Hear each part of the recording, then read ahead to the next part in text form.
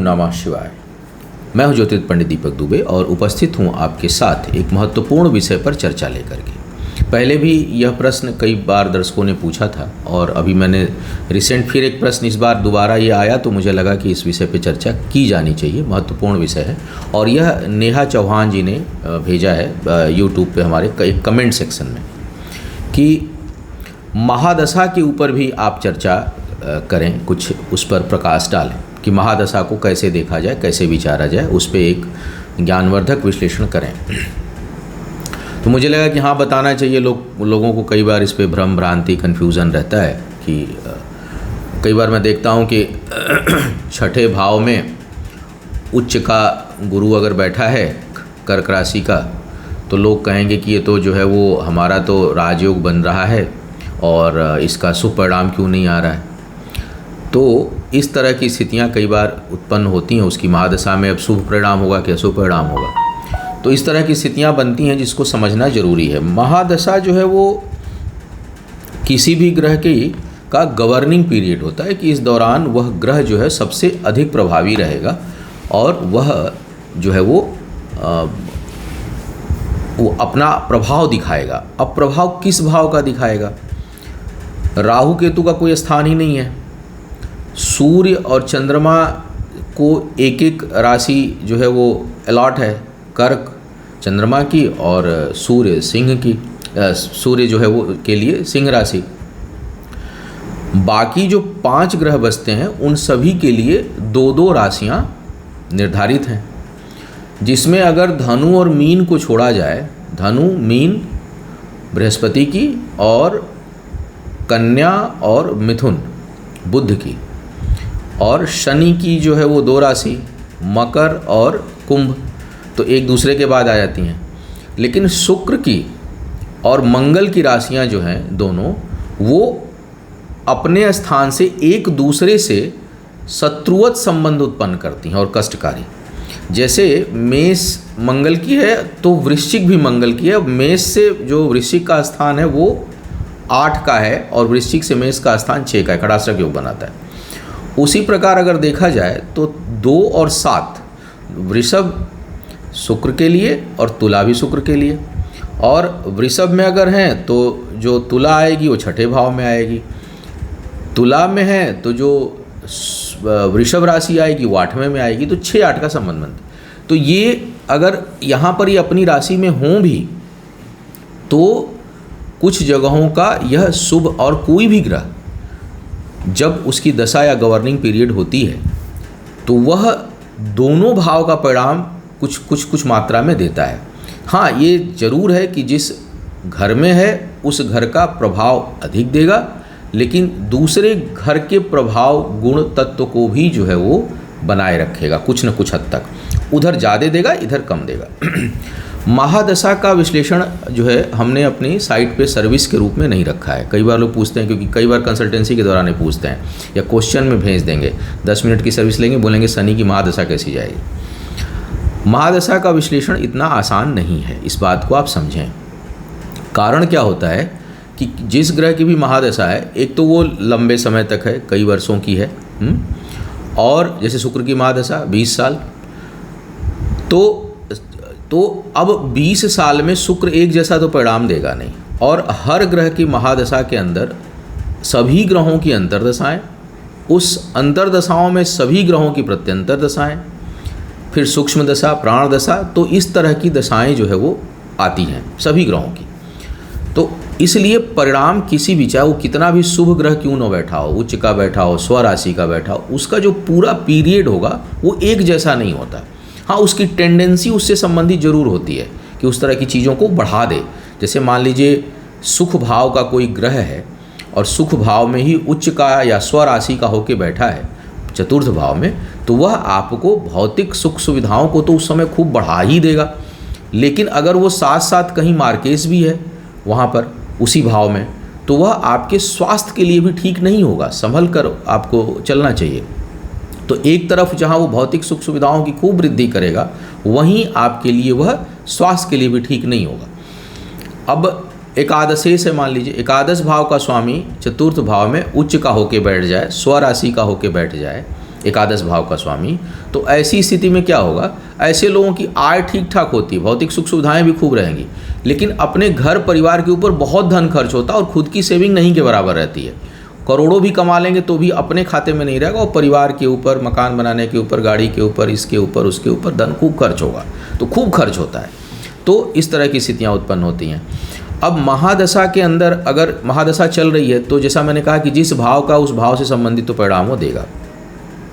Permanent कुंडली में भी अगर है तो उसकी टेंडेंसी उत्पन्न करता है। जैसे मान लीजिए कि कोई ग्रह सुख का ही, पता नहीं दिमाग पे इस समय चढ़ा है तो वही भाव ले लेता हूँ, कि जो है वो चतुर्थ भाव का कोई स्वामी है और उसकी महादशा आने वाली है, चतुर्थ भाव में वो ग्रह उच्च का या स्वराशि का बैठा है, तो क्या होगा। अब बचपन में तो बच्चा पैदा हुआ है तो वो तो अपने ऊपर धन खर्च नहीं करेगा, लेकिन उसकी प्रवृत्ति होती है, उसको साफ चीज़ें अच्छी लगेंगी। वो कुछ देखते हैं कुछ बच्चे, उनको लग्जरी बड़ी पसंद होगी, वो लेट अच्छा और आराम के पसंद भी होंगे, बहुत जो है वो लग्जरी में रहना चाहेंगे, आराम पर छोटे बचपन से उनकी टेंडेंसी हो जाएगी। और जैसे जैसे बढ़े जाएंगे वो प्रवृत्ति बढ़ती चली जाती है। वो एक दिन भी यात्रा करेंगे, साल भर कहीं नहीं जाएंगे, लेकिन जिस दिन जाएंगे उस दिन खूब बढ़िया से जाएंगे, ऐसे कुछ पहने ना, लेकिन जब कहीं जाना आना होगा तो खूब बढ़िया पहनेंगे। तो वो प्रवृत्ति हो जाती है। फिर जब आदमी अपने कर्म में खुद के उसमें प्रभाव में आता है तो उससे संबंधित वो जो है काम करने लगता है।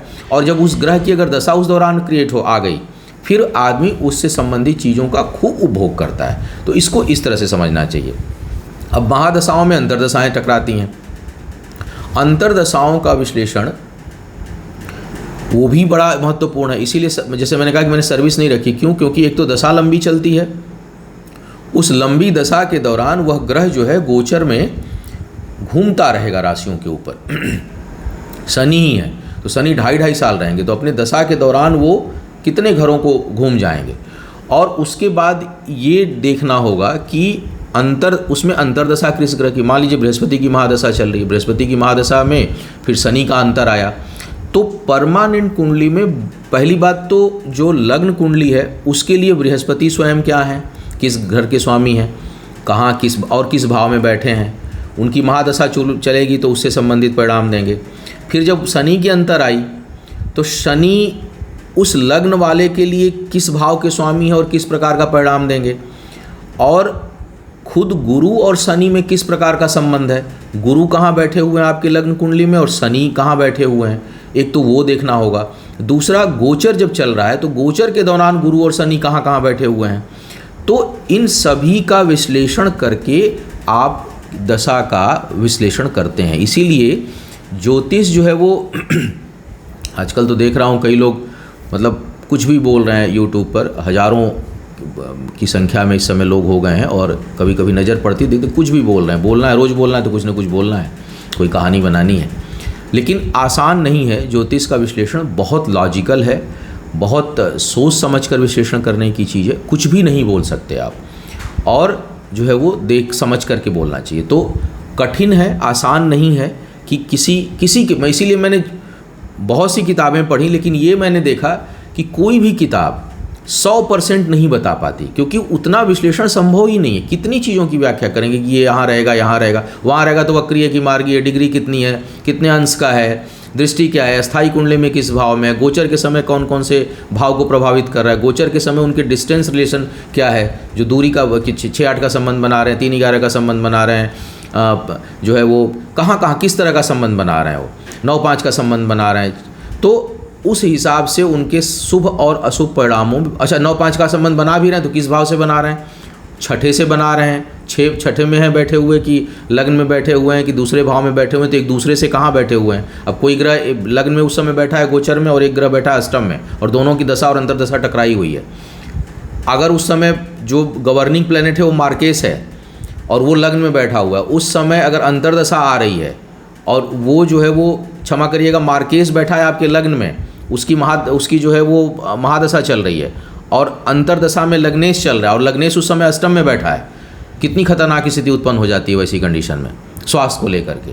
तो इस तरह का विश्लेषण जो है वो आप करने में, जो महादशा का जो विश्लेषण है उसको आपको काफ़ी गंभीरता से देखना होगा कि पहली बात तो लग्न राशि जो है उससे उस ग्रह का संबंध क्या है, जन्म कुंडली में बैठा कहाँ पर है, किस भाव किस किस भावों का स्वामी है, तो किस तरह, और जब उसकी महादशा आई तो उस समय वो किस भाव में बैठा हुआ है। अब बैठा है, पता चले शनि कुंभ राशि का 10वें भाव में मान लीजिए, या लग्न में बैठा हुआ है, और जब दशा शुरू हुई महादशा तो उस समय वो अपनी नीच राशि में 3रे भाव में बैठे हैं, या उस समय कर्क राशि में जा कर के बैठे हुए हैं आपके 6ठे भाव में महादशा के दौरान।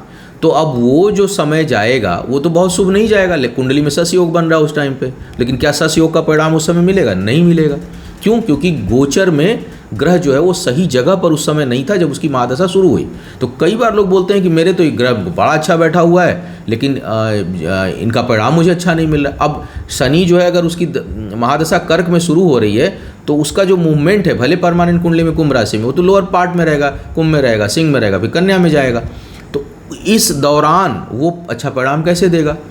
तो ये सब बहुत से विश्लेषण करने पड़ते हैं। इसीलिए बेहतर है आप लोग प्रश्न पूछते रहा करिए, जनरलाइज प्रश्न। कई बार हम लोग से, जैसे मैंने कहा कि कंसल्टेंसी में लोग पूछेंगे सर शनि की महादशा कैसी जाएगी, तो अब समझाना भी मैं समझाने की भी कोशिश करता हूँ कि देखिए ये 10 मिनट या आधे घंटे में संभव नहीं है, मोटा मोटी ठीक जाएगी। लेकिन अब ठीक जाएगी बोल तो दिए, लेकिन जब दशा शुरू होगी उस समय गोचर में कहाँ होगा। तो मैं मना भी करता हूँ कि प्लीज़ मेरे से जनरलाइज प्रश्न मत पूछा करिए, आप स्पेसिफिक प्रश्न पूछा करिए और थोड़ा प्रिसाइज होकर के पूछा करिए, तो मैं तो सही बताऊँगा। कुछ भी पूछेंगे तो वो उसमें दिक्कत क्या है कि अगर वो उस समय कहाँ पर किस तरह का कम्बिनेशन बना हुआ। अब एकदम शत्रु ही, मतलब चंद्रमा की महादशा छुरी कर्क का हुआ, लेकिन चंद्रमा जो है वो झाला, चंद्रमा रोज़ बदलता है, लेकिन उस समय गोचर में शनि या राहु बैठे हुए हैं आपके लग्न पर ही, तो दशा अच्छी आएगी तब भी आप परेशान रहेंगे। तो ये ज़रूरी हो जाता है कि आप, इसीलिए मैं हमेशा बोलता हूँ कि जो आप जब कोई भी चीज़ आपको पूछनी हो तो कुंडली का, जरूरी नहीं मेरे से कराएं, आपको जिस एस्ट्रोलॉजर पर फेथ हो, जहाँ आपको उसकी बातें अच्छी लगती हों, समझ आती हों कि हाँ यह लॉजिकल बात है, यह तर्क संगत बात है, वहाँ पर आप उसका विश्लेषण कराएं। जनरलाइज जो है वो चीज़ें, एस्ट्रोलॉजी जनरलाइज है ही नहीं। एस्ट्रोलॉजी जो है वो, इसीलिए मैं राशिफल आजकल पर्सनल, अभी 2-3 दिन पहले कोई बात कर रहा था कि मैंने कहा राशिफल देने का उतना मेरा अंदर से दिल ही नहीं करता। अब 10-12 साल से एक ही बात कितनी बार बोली जाए, और एक्यूरेट भी नहीं होता है। हालांकि कितने ज्योतिषी लिखते हैं 100% गारंटी, तो 100% सच भविष्यवाणी, लेकिन अब मैं क्या बोलूँ उस पर, वो संभव ही नहीं है। क्योंकि गोचर में हम, गोचर के आधार पे हम लोग राशिफल देते हैं, आपकी क्या दशा अंतर्दशा चल रही है, क्या कौन सी महादशा चल रही है, गोचर में ग्रह कहाँ है, परमानेंट कुंडली किस तरह की है। जैसे कई बार देखते हैं राशिफल में लोग नाराज़ हो जाते हैं कि आप जो है वो बड़े, हमारा तो ठीक नहीं चल रहा, आप ऐसे कैसे बोल रहे हैं। अरे भाई आपका ठीक नहीं चल रहा है तो देखिए कि परमानेंट कुंडली में क्या स्थिति है आपकी। अगर करियर आपका लगातार खराब है, आप हमेशा जूझ रहे हैं, तो आपको देखना पड़ेगा ना। करियर जो है 4 भाव प्रभावित करते हैं, आपका लग्नेश की क्या स्थिति है, आपकी दशमेश की क्या स्थिति है, आपके भाग्येश की क्या स्थिति है, आपके आयेश की क्या स्थिति है। 4 भाव करियर को प्रभावित करते हैं आपके। तो अगर चारों भाव के ग्रह कहीं एकदम दुर्गति में पड़े हुए हैं तो करते रहिए मेहनत पूरी। कई बार लोगों की ज़िंदगी बीत जाती है रिक्शा चलाते चलाते, पढ़े लिखे निकल ही नहीं पाते, खूब डॉक्टरेट किए हुए हैं लेकिन ज़िंदगी भर प्राइवेट नौकरी करते हैं, 20,000-15,000 में सैलरी उनकी उससे बढ़ नहीं पाती, और खूब पढ़ाई किए हुए हैं। तो होता क्या है कि अगर करियर का सेक्शन ठीक नहीं है आपका तो वो प्रभावित करेगा। कई बार दशाएं अच्छी नहीं टकराती हैं, लंबी लंबी दशाएं टकरानी शुरू हो गई, और वो बृहस्पति की दशा, फिर बुध, शनि की दशा, फिर बुध की दशा, ऐसी दशाएं टकरानी, और पता चले तीनों ग्रह ठीक नहीं, तो आपका गया आधा जन्म खराब हो जाता है पूरा का पूरा। तो हालांकि उसी में बहुत से लोग सफल होते हैं जिनकी ग्रह गोचर में ग्रह स्थितियाँ अच्छी हैं, लेकिन किसी भी एस्ट्रोलॉजर के किसी भी राशिफल पर इस तरह के कमेंट करने के बजाय बेहतर हो कि आप अपनी कुंडली का विश्लेषण करें, अपनी चीज़ों को फाइंड आउट करें। ज्योतिष को मैं पैथोलॉजी की तरह समझता हूँ कि भाई ये जो है वो एक तरह से टेस्ट रिपोर्ट है कि आपकी कौन सी एनर्जी बेहतर है, कौन सी एनर्जी ठीक नहीं है, किस तरह की चीज़ों में आपको परिणाम मिलेगा, किस तरह की चीज़ों में आपको परिणाम अच्छा नहीं मिलेगा, और उस समय क्या करना चाहिए। तन से, मन से, धन से, विचार से, कर्म से आपको क्या करना चाहिए, क्या चीज़ आपको इस दौरान जो है वो बेहतर कर सकती है या स्थितियों में सुधार कर सकती है। 100% क्योर तो किसी चीज़ का नहीं है। इस बात को भी समझदार लोगों को समझना चाहिए कि हर चीज़ का इलाज होने लगे तो दुनिया में कोई समस्या ना रहे। तो ऐसा नहीं, जितनी दवाइयाँ बनी उतने रोग बन गए, और जितने रिसर्च सेंटर बने उतनी समस्याएं बढ़ी हुई हैं। तो ऐसा नहीं है कि जो है वो आपका, हाँ ये है कि उसमें बहुत सी चीज़ों में कंट्रोल आता है, बहुत सी चीज़ों का रास्ता मिल जाए, जीवन थोड़ा आसान हो जाता है। जब हम चीज़ों को जानते हैं तो जीवन थोड़ा आसान हो जाता है। तो महादशा का विश्लेषण, अगर आप, मैं पुनः मुद्दे पे आता हूँ कि महादशा का अगर आप विश्लेषण करना चाहते हैं तो आप एक बार ग्रह को देखिए कि लग्न से, पुनः सूत्र बता रहा हूँ कि लग्न राशि से उस ग्रह का क्या संबंध है, जन्म कुंडली में वह ग्रह कहाँ पर बैठा हुआ है, और उसकी महादशा फिर अगर खराब भाव में बैठ गया है, धनु लग्न की कुंडली हो, गुरु चले गए छठे भाव में परमानेंट कुंडली, तो उनकी दशा आएगी, रगड़ डालेंगे, उन्नति ही नहीं होगी, जल्दी आपकी बहुत परेशान होगी, हमेशा बहुत ज़्यादा मेहनत करेंगे तब जाके रिजल्ट आएगा उनकी महादशा में। तो उसी तरह से जो है वो किस भाव का कौन सा ग्रह स्वामी है, कहाँ बैठा हुआ है, एक तो वो। दूसरा, जब उसमें अंतर्दशाएं चलें तो उस ग्रह से उस ग्रह का क्या संबंध है, लग्न से उस ग्रह का क्या संबंध है, दोनों ग्रह कुंडली में उनका जो डिस्टेंस है, स्थान का जो भेद है वो किस प्रकार का है, और जब उनकी दशा और अंतर्दशा चल रही है उस दौरान वह गोचर में कहाँ कहाँ पर है। तो ये सब निर्धारित करके आप महादशा को समझ सकते हैं, उसका विश्लेषण कर सकते हैं, और उसके बाद किसी निष्कर्ष पर जब आप पहुंचेंगे तो 70-80% तक आपका प्रेडिक्शन सही होगा। 100% तो भैया केवल शिव कर सकते हैं, मैं इस बात को हमेशा बोलता हूं। तो उम्मीद है कुछ मार्गदर्शन मिला होगा। इसमें से कुछ और प्रश्न निकल कर आपके सामने आ जाए तो मुझे भेज दीजिएगा, फिर उस पर भी चर्चा करने का प्रयास करूंगा। नमस्कार, धन्यवाद। ओम नमः शिवाय।